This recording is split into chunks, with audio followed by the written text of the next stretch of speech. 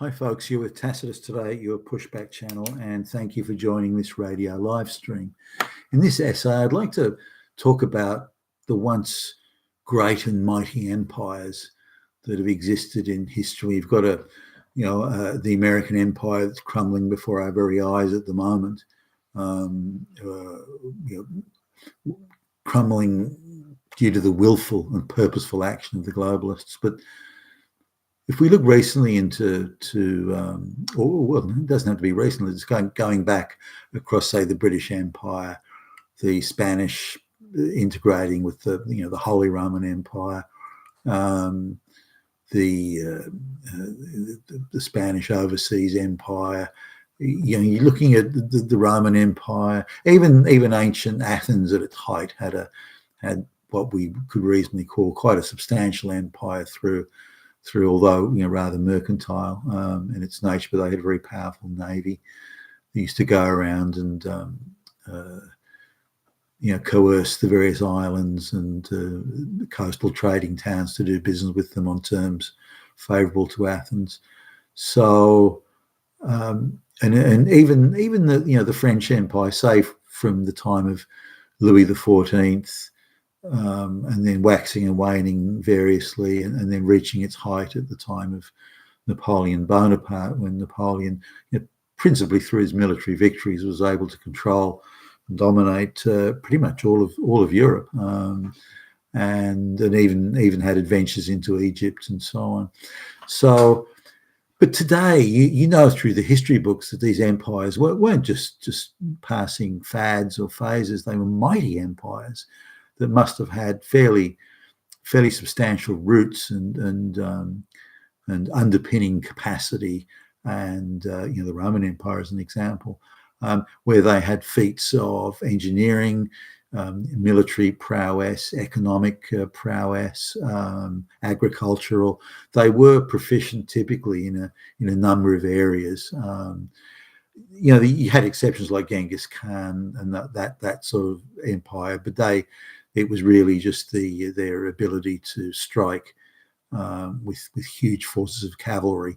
That they didn't necessarily have any organizational support sort of beyond that, and weren't pursuing an empire as we would later understand it in the wider mercantile sense.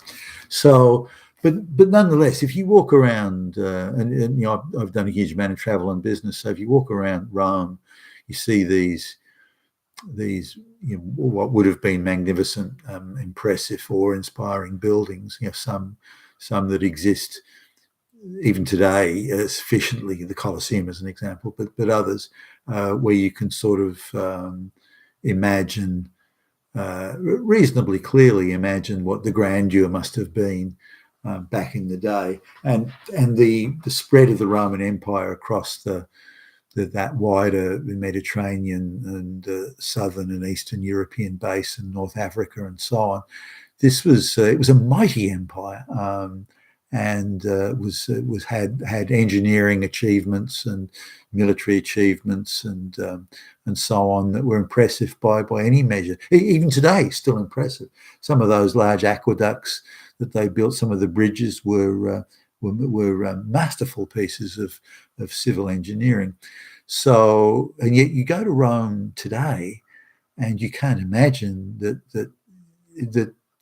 empire really ever existed. It must be some sort of figment of the imagination. The people today in Rome are clearly nothing like the people that would have existed back at the time. And when Mussolini attempted to recreate as he saw it the Roman Empire, the Italians simply weren't interested in going to war. They just weren't, and they were very quick to surrender and pack up their bags if things got difficult.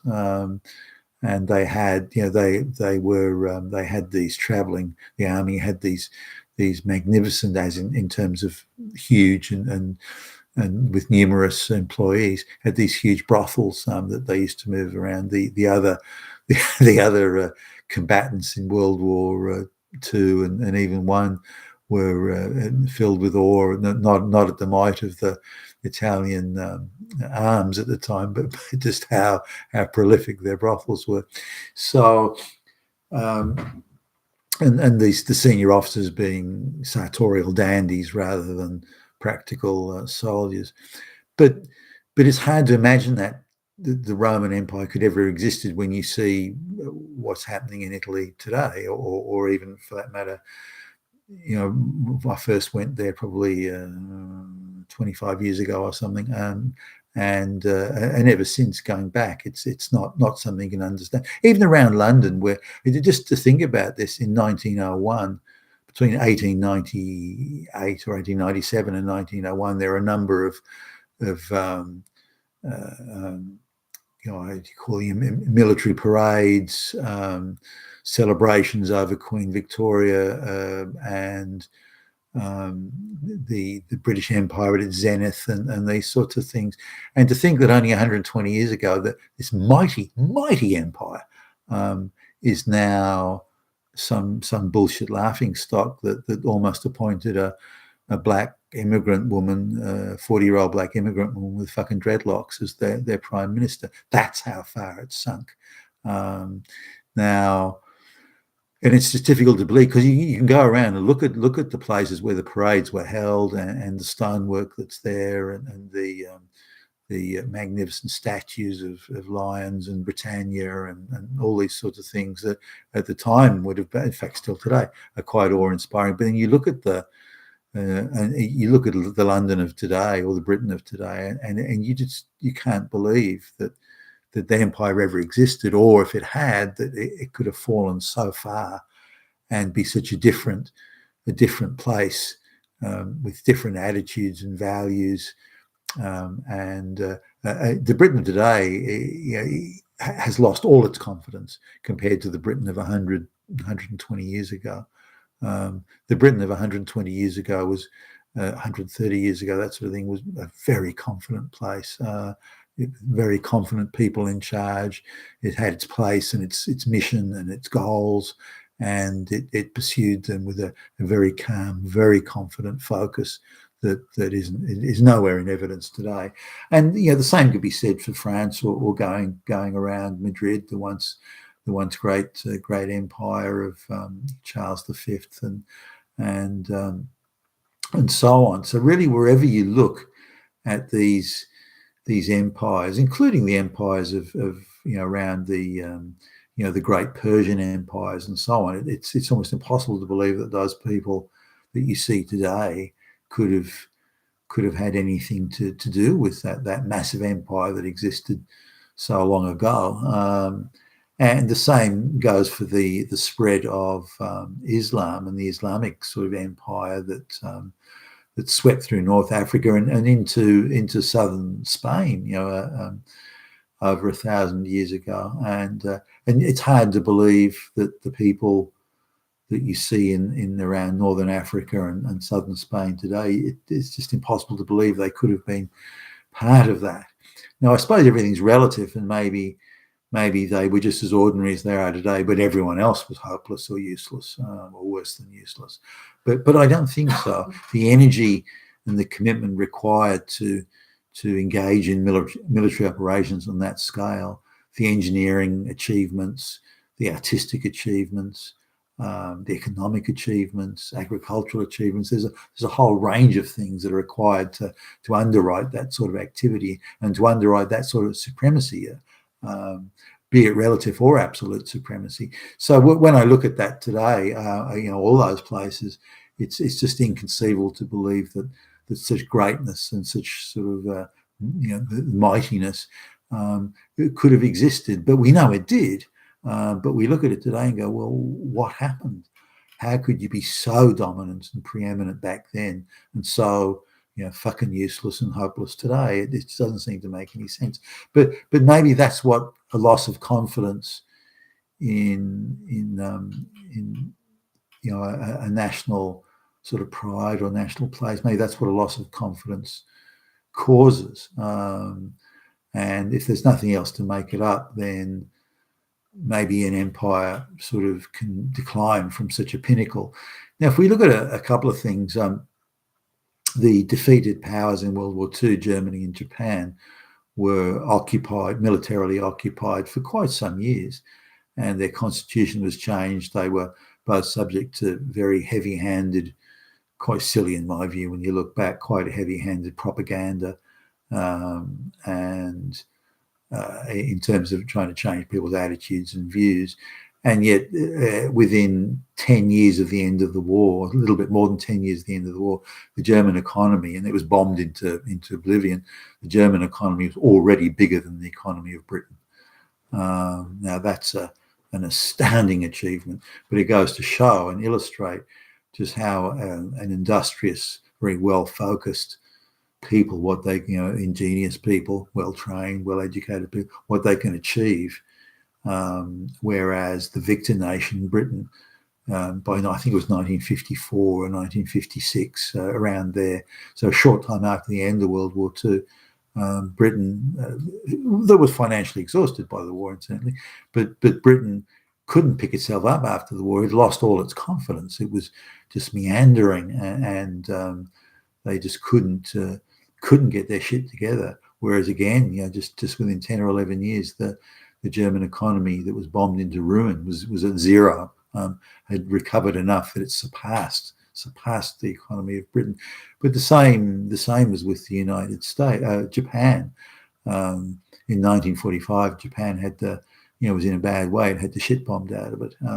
But by 1980, so 35 years later, the Japanese economy was going to be the dominant economy in the world, and was preeminent in all sorts of industries, such as motor vehicles and even musical instruments and things like that. So they got their shit together, and so it's not simply a loss of national pride or just a loss of focus or anything like that. I mean, it includes those things, but how did these great empires fall from preeminence so completely and so totally?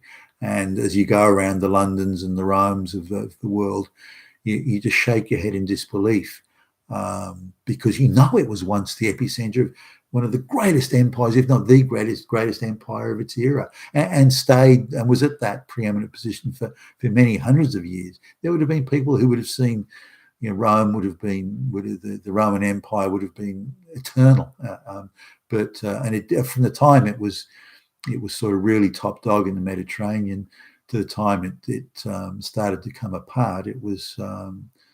You're looking at something approaching 600 years.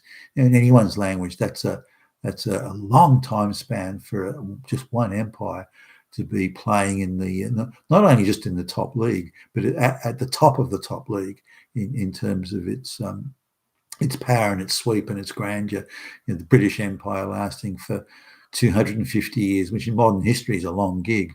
The American Empire, I don't think it'll even make 100 years the way it's going, which is given how absolutely almighty it was in 1945. This is an indication of in my view, how quickly the American Empire has unraveled.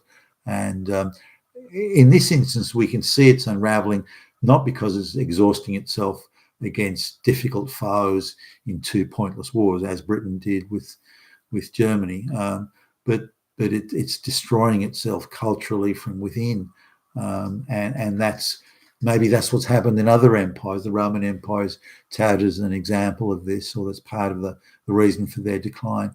But I think it's more than that. But that certainly is a key part of it. But again, how did these empires disappear?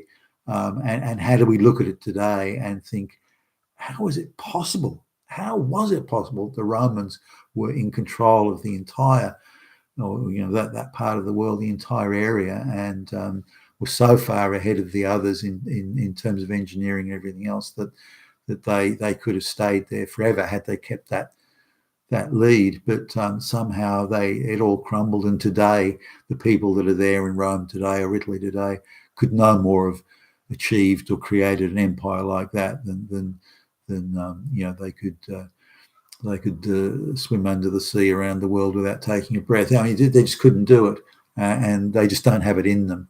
So what was lost over that time, over those hundreds of years since Rome was preeminent, and what did the Romans have at the time that made them so preeminent that they somehow lost? Maybe the decline of the United States today gives us some clues as to what happened back then. You've been with Tacitus today, your Pushback channel, and thank you for listening.